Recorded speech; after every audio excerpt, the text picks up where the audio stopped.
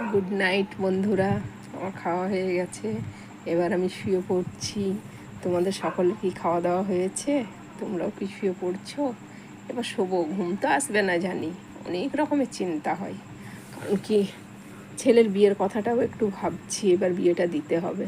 কিন্তু মাথার ওপর ওর বাবা নেই, সমস্ত চিন্তা আমার ওপর। কারণ কি, বাড়িতে তার বড় বলতে কেউ নেই, একমাত্র আমিই বড়।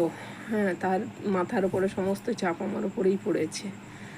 ওর বাবা ছিল, সব দায়িত্ব নিয়েছিল, এখন তো সমস্ত চাপ আমার মাথার উপরে আছে। খুব চিন্তা আমার, কি করে যে কি করব আমি একা একা, আমি কিছুই জানি না। এখন তো আমার ছেলে মেয়ে তারা তো আমার থেকে ছোট, কিন্তু আমার মাথার উপরে যে কেউ বড় সেরকম তো আর কেউ নেই।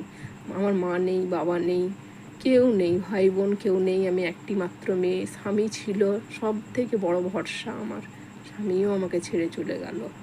আমার খুব চিন্তা এখন সেই জন্য।